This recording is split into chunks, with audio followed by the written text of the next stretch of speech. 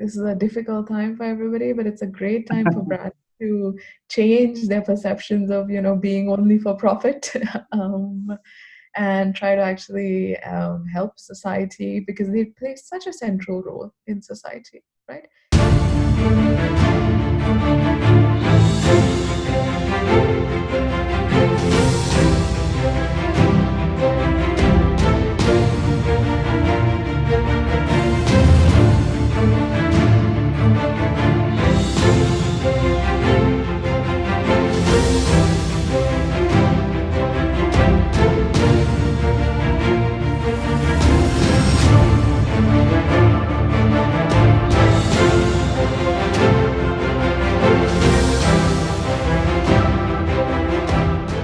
Halo, saya Arto Biantoro dan selamat datang di talk show hari ini. Tamu kita kali ini adalah seorang mahasiswi bernama Anuja dari India yang sekarang sedang mengambil postdoctoral degree-nya di Denmark. Nah, Anuja akan share kepada kita tentang situasi di Denmark dan India juga, dan bagaimana brand-brand lokal di sana melakukan inisiatif-inisiatif kreatif guna membangun relasi dan komunikasi yang lebih efektif kepada konsumen. Kita juga akan ditemani oleh seorang mahasiswi doktor di bidang marketing, Tika Gilang. So ini adalah talk show-nya. Selamat menonton. I think we all got hit very very hard in every different country and situation. How you actually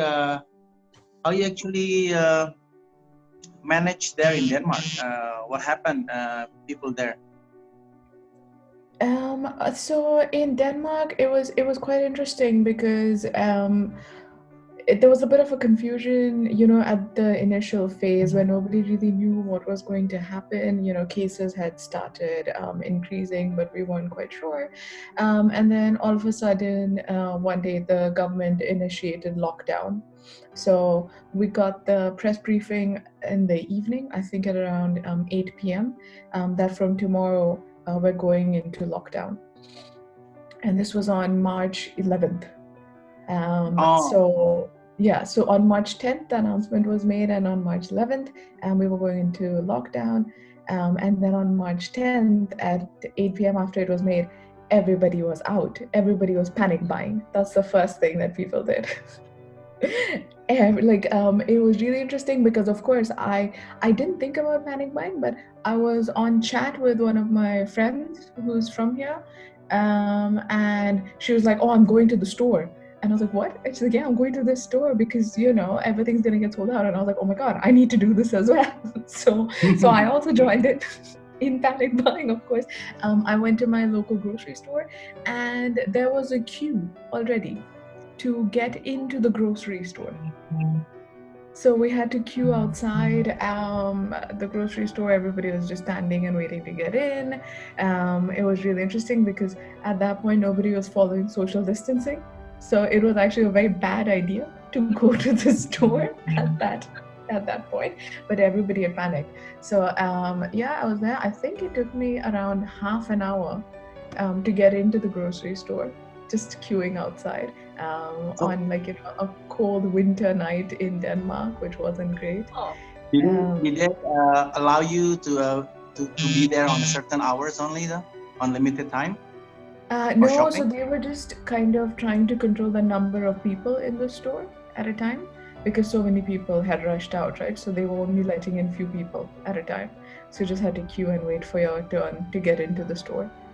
And then when I got into the store, it was crazy because everybody's just buying everything that they possibly could.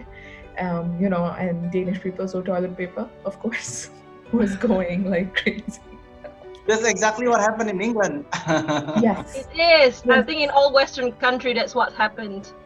Yeah, and I find it so strange. I'm like, how much toilet paper do you need? Like, people were like stocking up for months together, and I was like, just calm down, right? But what was interesting was also that because I was hoarding like different things, right? I wasn't hoarding the regular pasta and toilet paper, so I was doing more like pot noodles, but the spicy kind.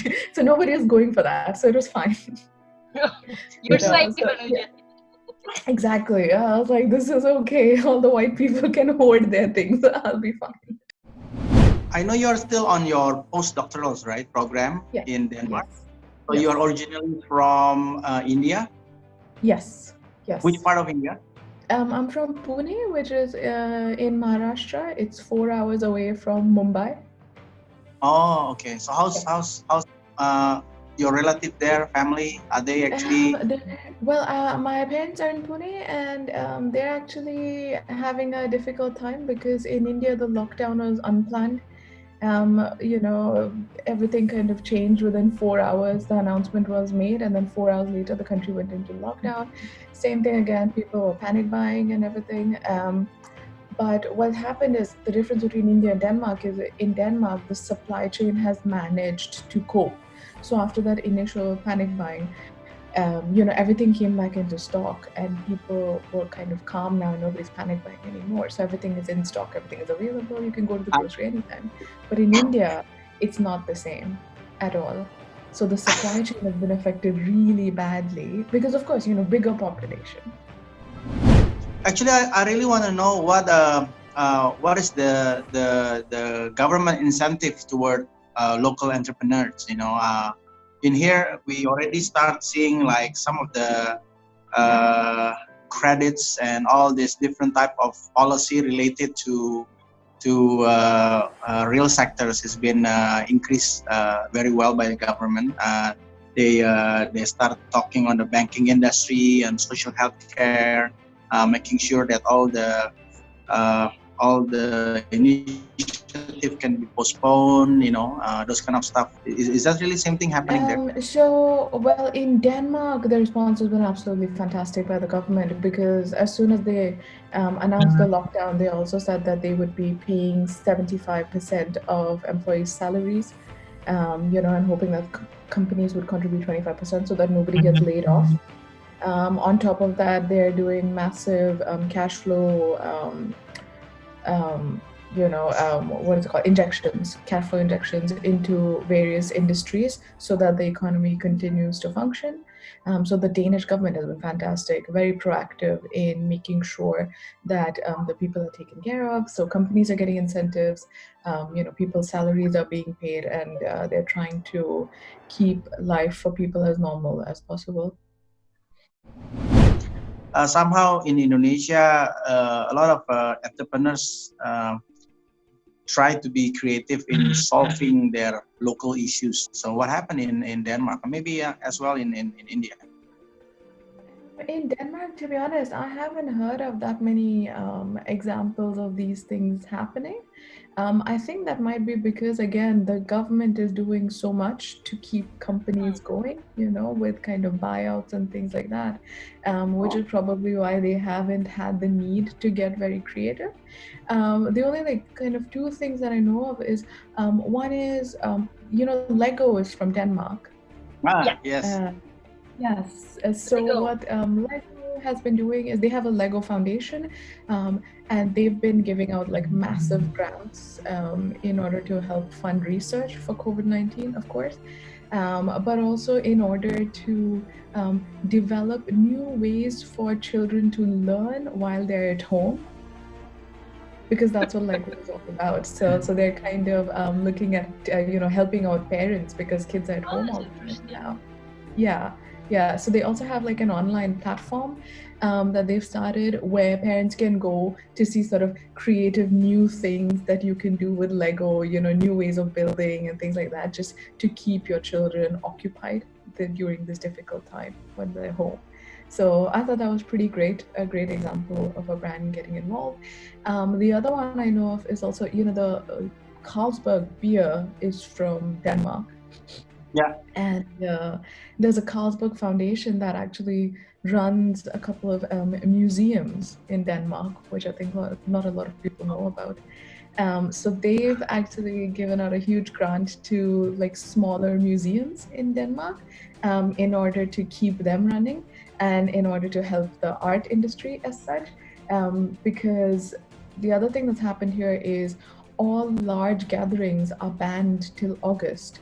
So what that means is we will have no tourist season this summer in Denmark. So art galleries are definitely going to suffer as a result. Museums, art galleries are going to suffer because they're not going to have, or not going to be allowed to have tourists in. So yeah, the Carlsberg Foundation is helping with that. So I thought that was really great. In India, we've had a lot of brands coming together and pitching in. So we have the Taj Group, which is like this chain of high-end hotels. What they've done is in some of the metropolitan cities, they've offered up their hotel rooms to doctors and hospital staff. Same thing. Yeah. Yeah, so I think that was great. The other one, I was telling Gilang about this actually, is that there's a company called ThyroCare, and they essentially do tests for thyroid. But what they've done is they've re-engineered their supply chain, and they're now doing tests for COVID-19 to help people. And they've decided until September 2021, they're going to run on a zero profit basis in order to get as many kits as possible out there, and as, to do as much testing as possible. And they've changed their brand tagline to "Honestly Yours." Yeah. That's very interesting case though. Yeah. So what about the small medium enterprises like a local food shop, local bakers and stuff like that? Have you seen any breakthrough or innovation in terms of this situation now? I think in terms of the local places, it's just slight shifts. So we still have takeaway operating here in Denmark, of course. So things like, cafes, what they're doing is instead of promoting their coffee as they would do normally, what they're promoting is their food. So hoping that people will get takeaway food from there so they can still be in business in that way. For me personally, because as Gilang told you, I'm interested in coffee. So what I've been following is the coffee industry, and what they're doing is encouraging people to buy their coffee beans, because roasteries are still operating. So they're still roasting coffee beans. So they're making a big push on getting people to buy coffee beans and trying to stay in operation in that way. The other one is encouraging people to buy gift cards. For these cafes, gift cards, so that they have that short-term cash flow injection again. And the interesting thing of that is actually yesterday there was a press briefing by the Prime Minister, and she also encouraged people to go out and buy these gift cards in order to support local businesses. Do you have any motivating words for people who watch you right now in terms about like brand owners, brand students probably, if you may share it, because we still have about 6 minutes. This is a difficult time for everybody, but it's a great time for brands to change their perceptions of, being only for profit and try to actually help society, because they play such a central role in society, right? We can't deny that. We can't deny that brands are very central in today's societies. So it would be great if they also took upon their responsibilities, not just profit. And I think many brands are doing that already, so that's great to see. And I hope that many others join in. Yeah. Nice. Thank you, Anuja. Thank you, Anuja. Well, thank you very much to keep me company with Anuja. Hope you can keep me company on the other talk show, and also as well as Anuja. Thank you so much for this conversation. I really enjoyed it. Yeah. Sure. Thank you very much. So I'll talk to you guys again. We'll keep it posted, and I hope you guys can share also as well in your social media and other platforms. Yeah. So say hi from Indonesia. Love you all. Take good care. Yes, you too. Take care. Bye now. Bye. Bye, Gilang. Bye.